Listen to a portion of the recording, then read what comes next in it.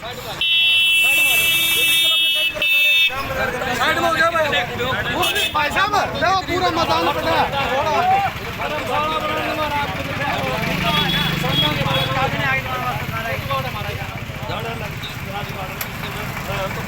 भाई साहब निकला मारो जुगाड़ तो थोड़ी निकला मारो जुगाड़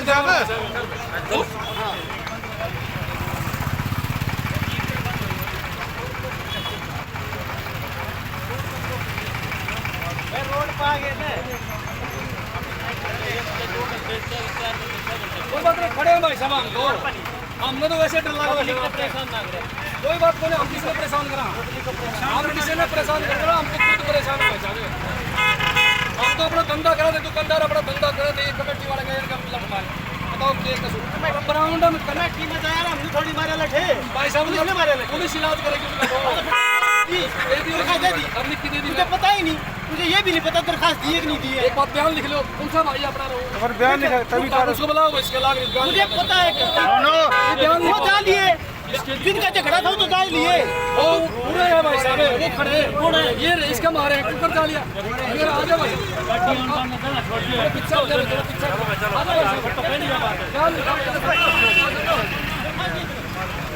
क्या लिखिए भाई दुआ दरखास्त है, दरखास्त दुआ अगला दिन पैन दिए ना एक बारी, पैन देना मैं लिखूँ दरखास्त, पैन दे भाई भाई। अरे पूछ ले उसमें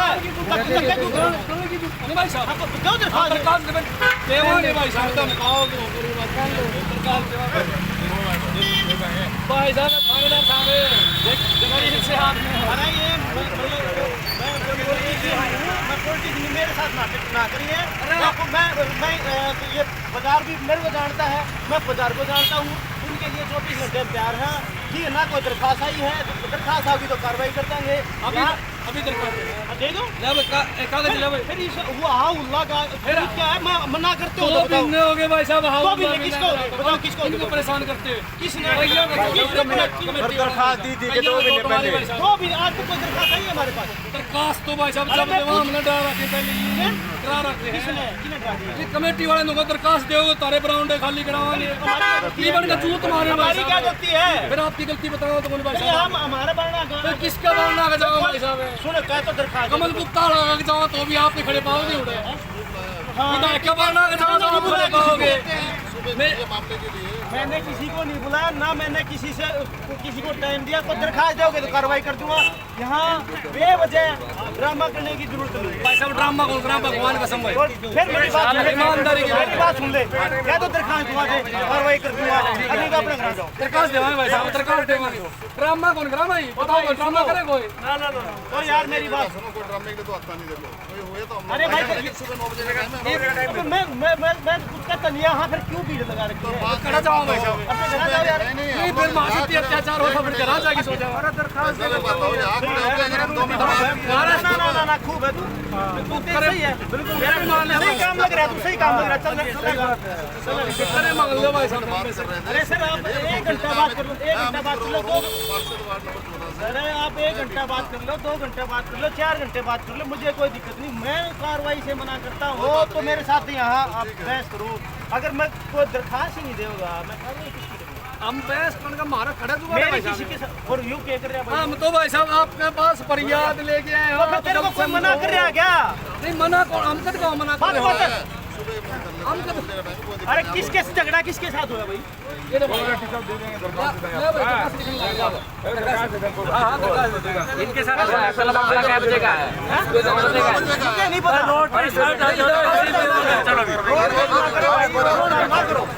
हाँ रोड बंद कर रखे हम तो बस रोड के बीच में सुबह आ जाना, एक बार प्रकाश लिख दिया फिर मेरा जी कर जब लिख मेरा जी कर तब नहीं जान करा भाई साहब, मेरा जी कर तब नहीं जान करा मेरा जी कर जब लिख दिया तो भी कानून कार्रवाई होगी। ठीक है धन्यवाद। लाओ भाई अगर वो कागज लाओ भाई, भाई बात सुन लो एक बार। पीछे हो जाओ बस आओ गेट में। देखो बात सुन लो भाई, ये तो साफ सी बात है, साफ सी बात है। देखो तानाशाह तो है, इसमें कोई कमी नहीं भाई साहब। ये सरकार तानाशाह हो चुकी है। और सरकारें बदलती रहती हैं। ये तख्त बदलेंगे, ये विधायक की कुर्सी बदलेगी या मेयर की कुर्सी भी बदलेगी, सब बदले जाएंगे। ये जनता जो है सब समझती है।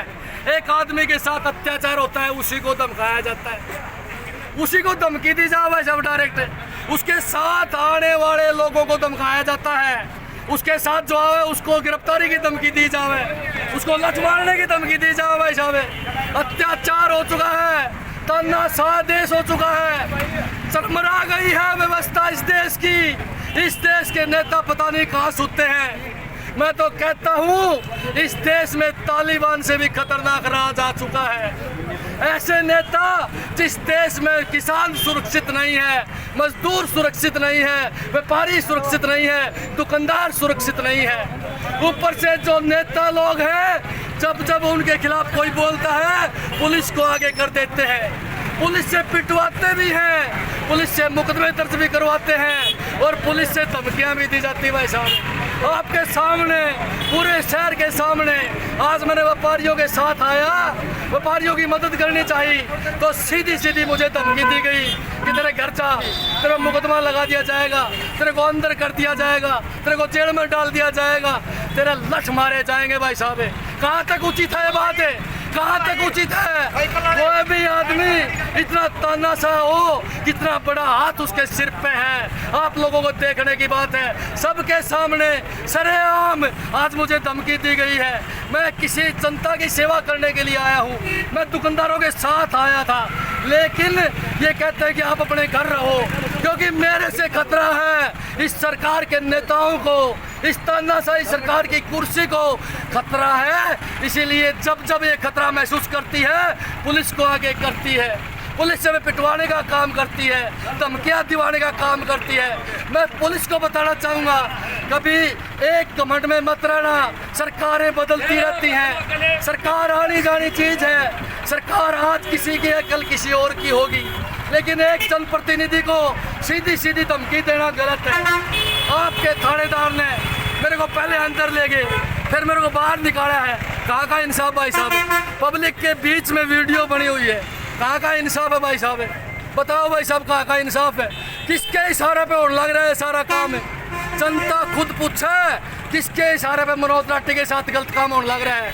ये जनता से सवाल है भाई साहब। आज सबके सामने मेरे हाथ पकड़ के अंदर कैसा गया, मेरे को धमकाया गया कि आप किसी की समस्या लेके नहीं आओगे, नहीं तो आपको बख्शा नहीं जाएगा। भाई साहब जेलों से नहीं डरता, लठों से नहीं डरता, इस तानाशाही सरकार से नहीं डरता।